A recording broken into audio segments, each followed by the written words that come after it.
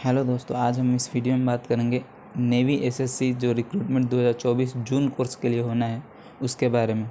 उसका नोटिफिकेशन आ चुका है दोस्तों, और उसके बारे में हम लोग पूरी तरीके से बात करेंगे। किन किन पोस्ट पे उनका रिक्रूटमेंट करना है, क्या क्या उसके लिए एलिजिबिलिटी है, और कैसे उनका एसएसबी का इंटरव्यू के लिए आपको कॉल आएगा। सारी चीज़ इसमें बताई जाएंगी आपको। तो सबसे पहले किसी ब्राउज़र पर जाके इंडियन नेवी एसएससी ऑफिसर जून रिक्रूटमेंट 2024 सर्च करेंगे।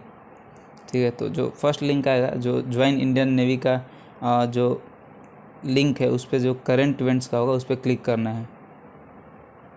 उसके बाद हम लोग इस पेज पे आ जाएंगे जो कि ज्वाइन इंडियन नेवी करके है। इसमें नीचे आएंगे तो देखेंगे कि notification for SSC officers entry 6/2024 batch लिखा हुआ है। तो ये जून बैच के लिए है। इसका इवेंट स्टार्ट डेट जो था वो 8/10/2023 से था, इसका मतलब फॉर्म फिलअप के लिए, और 29/10/2023 तक इसका लास्ट डेट है। यहाँ से हम लोग नीचे से आपको नोटिफिकेशन का जो एडवर्टाइजमेंट है वो भी लोड कर सकते हैं। वहाँ पे दिया हुआ है, तो उस पर हम लोग क्लिक करेंगे। एरर आने पर, अगर आपका भी एरर आता है तो रिफ़्रेश कर लीजिएगा, ये आ जाएगा आपका। ठीक है, आपका अपने आप ये लोड हो जाएगा नोटिफिकेशन जो है। अब इसमें हम लोग देखते हैं कि क्या क्या सारी चीज़ इस नोटिफिकेशन में, उन सारी चीज़ों को समझते हैं। सबसे पहले तो आप इस फॉर्म के लिए अनमैरिड होने चाहिए, मेन और वुमेन कुछ भी हो, बट अनमैरिड होने चाहिए, आप विवाहित नहीं होने चाहिए। जून 2024 का जो बैच है उसके लिए आपको ये जरूरी है, और सारा नेवी के लिए वही रहता है। और यहाँ पे बहुत सारी चीज़ दी हुई हैं पूरे नोटिफिकेशन में, एजुकेशनल क्वालिफिकेशंस और एलिजिबिलिटी सारी चीज़ें दी हुई हैं। तो एक एक करके हम लोग समझते हैं। यहाँ पे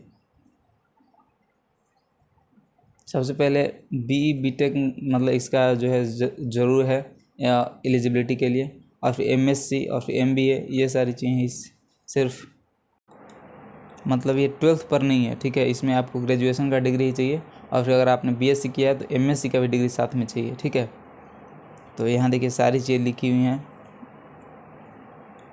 बीई बीटेक का यहाँ पे रिक्वायरमेंट है 60% मिनिमम मार्क्स होना चाहिए। हम लोग सारे के बारे में एक एक करके बात करेंगे फिर, मतलब इसके बाद हम लोग बात करने वाले हैं। यहाँ पे वैकेंसी दी हुआ है, 40 वैकेंसी है जनरल सर्विस के लिए, और फिर मेन एंड वेमेन दोनों के लिए वहाँ क्लासिफाइड लिखा हुआ है कितना पोस्ट पर है उनके लिए वैकेंसी। और फिर यहाँ पर बॉर्न बिटवीन मतलब डेट ऑफ बर्थ का दिया हुआ है, किस से किस दिन के बीच में आपका जन्म होना चाहिए। 60% मार्क्स होना चाहिए एमएससी में भी आपका, विद फिजिक्स इन बीएससी में आपका फिजिक्स होना चाहिए। यहाँ हर एक चीज़ दिया हुआ है, आप अच्छे से पढ़ भी सकते हैं इसको। देखिए यहाँ पे एमएससी का डिग्री रिक्वायरमेंट है, अगर आपने सिर्फ बीएससी पर यहाँ नहीं हो सकता है। ठीक है, बीए बीटेक होना चाहिए, या फिर एमटेक होना चाहिए, एमएससी होना चाहिए। देखिए सारे में मतलब बीई बीटेक ही चाहिए, चाह रहा है। अगर आपने बीएससी किया हुआ है तो एमएससी चाहिए होगा, क्योंकि बीटेक के इक्विवेलेंट माना जाता है एमएससी को लगभग। यहाँ पे देखिए एमबीए विद फर्स्ट क्लास है अगर, तो उसमें भी लॉजिस्टिक्स में जो वैकेंसी निकला है उसके लिए आप अप्लाई कर सकते हैं। या फिर MCA MSc IT with first class, MCA भी अगर आपने किया हुआ फर्स्ट क्लास से, तो लॉजिस्टिक्स में आपका वैकेंसी है, उसमें आप अप्लाई कर सकते हैं। या फिर एमएससी अगर आईटी डिपार्टमेंट्स हो तो लॉजिस्टिक्स में कर सकते हैं आप।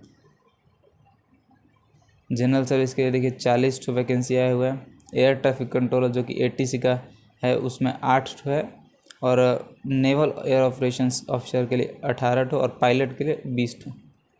मेन एंड वेमेन के लिए सारा उसके बगल में लिखा हुआ है क्लासिफाइड कितना है। फिर यहाँ लॉजिस्टिक्स के लिए 20 है, एजुकेशन में 6 और 12 वहाँ बगल में लिखा हुआ है कि क्या है।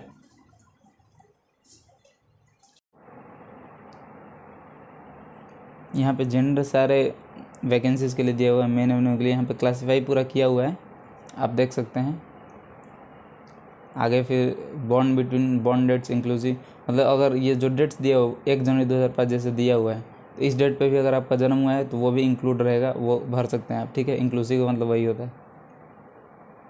तो इन डेट्स के बीच में आपका जन्म होना चाहिए, या फिर इन डेट्स पे भी हो तो कोई दिक्कत नहीं है। और सबका डेट्स अलग अलग है सबका, जैसे वो ध्यान से देख लेना है किस आप पोजीशन के लिए, किस वैकेंसी के लिए अप्लाई कर रहे हैं। आगे हम लोग देखते हैं नोट यहाँ पे दिया हुआ है कुछ वो सारी चीज़ें देख लेते हैं।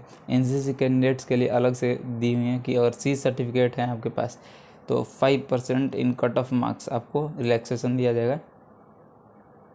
तो उसमें आपको 1-2 क्राइटेरिया भी है, जैसे NSCC सर्टिफिकेट होना चाहिए नेवल, आर्मी और एयर विंग में, B ग्रेड मिनिमम होना चाहिए उसमें, ठीक है। और 2 साल से कम का ये नहीं होना चाहिए उसमें टर्म, आप किए होने चाहिए 2 साल NCC में। और फिर 1 जून 2021 से पहले का C सर्टिफिकेट होना चाहिए।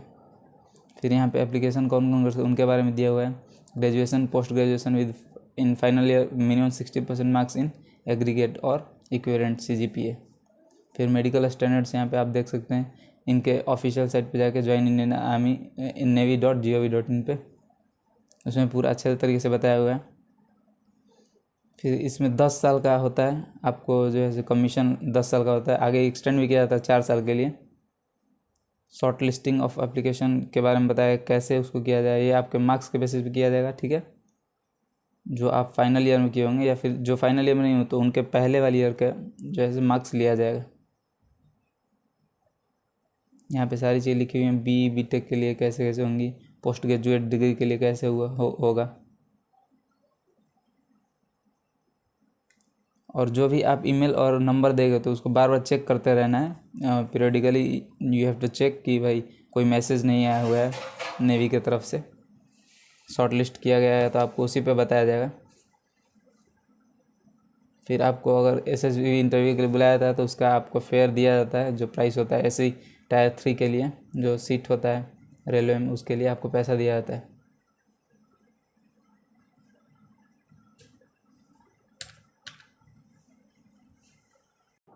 जो भी कैंडिडेट्स को रिक्रूट किया जाए सब लेफ्टिनेंट के पद पे रिक्रूट किया जाएगा उनको, यहाँ पे ये चीज़ लिखा हुआ है। फिर जो केवल अनमैरिड कैंडिडेट्स हैं उन्हीं को यहाँ पे एलिजिबल हैं उसके लिए, ठीक है। आप ट्रेनिंग के दौरान भी नहीं कर सकते हैं, और करते हैं तो आपको फिर उनका जितना भी उनका खर्च हुआ है आप पे वो सब आपको देना पड़ेगा, उसके लिए ऊपर लिखा हुआ है। और ट्रेनिंग आपका 2 साल के लिए हो, प्रोबेशन पीरियड जिसको कहते हैं। और आपका पे स्केल होगा 56,100 रुपये, और अलाउंस अलग से मिल जाएंगे आपको। सारा नेवी का जो होता है वो जो सारी चीज़ होती है वही यहाँ भी है। यहाँ आपको रजिस्टर करना है, सारा डॉक्यूमेंट पहले रख लेना है जो भी यहाँ पे नीचे लिखा हुआ है, जो जो डॉक्यूमेंट चाहिए। ईमेल और मोबाइल नंबर आपको ऐसा रखना है जो कि चालू हो, जो कि चालू रहेगा जब तक कि आपका SSB का इंटरव्यू और फिर उसका फाइनल नहीं होता है। और सारा मैट्रिकुलेशन जो सर्टिफिकेट है, मैट्रिक का जो सर्टिफिकेट है उसके अनुसार ही सारी चीज़ें फिल करनी है, क्योंकि उसके अनुसार ही देखी जाती हैं। फिर 5th एंड 7th सेमेस्टर के लिए जो B.Tech में है उनके लिए, जिनका लास्ट सेमेस्टर फाइनल नहीं हुआ उनके लिए 5th और 7th सेमेस्टर तक का सारा का जो है से आपको मार्कशीट चाहिए। फिर बर्थ प्रूफ चाहिए, जन्म प्रमाण पत्र, CGPA अगर है तो CGPA का फॉर्मूला देना पड़ेगा। मर्चेंट नेवी सर्टिफिकेट अगर आपका पहले से है तो वो सब चीज़ दे सकते हैं, जो ministry of shipping and transport के द्वारा दिया जाता है। अगर NCC में आप रह चुके हैं तो C सर्टिफिकेट आपको जो नेशनल कैडेट कॉर्प्स के द्वारा NCC के द्वारा दिया जाता है वो रखना चाहिए। फिर पासपोर्ट साइज कलर फोटोग्राफ जो कि रिसेंट का हो, JPG फॉर्मेट में होगा। ये सारी चीज़ें यहाँ पे दी हुई हैं। तो जो भी आप डॉक्यूमेंट दे वो एलिजिबल होना चाहिए। इसमें ये चीज़ बताया गया है कि साफ़ सुथरा होना चाहिए, एलिजिबल होना चाहिए। रिजेक्ट मतलब ना हो ऐसा ही दीजिए, आप अपने से थोड़ा देख लीजिए। साफ़ सुथरा होना चाहिए, रिसेंट होना चाहिए, जितना अच्छा मतलब रिसेंट हो उतना ही अच्छा रहेगा। जो ही आप एप्लीकेशन सबमिट कीजिए उसके बाद कोई अमेंडमेंट का मतलब कोई सुधार का मौका नहीं, इसलिए अच्छे से सारी चीज़ें फिल की जाए, ठीक। और यहाँ से आप डायरेक्ट फिल कर सकते हैं। इसको स्कैन कीजिएगा, जो स्कैनर यहाँ पे दिया हुआ QR कोड, उसको अगर आप स्कैन कीजिएगा तो आप डायरेक्ट एप्लीकेशन वाले फिल करने वाले पेज पर चले जाइएगा। थैंक यू दोस्तों।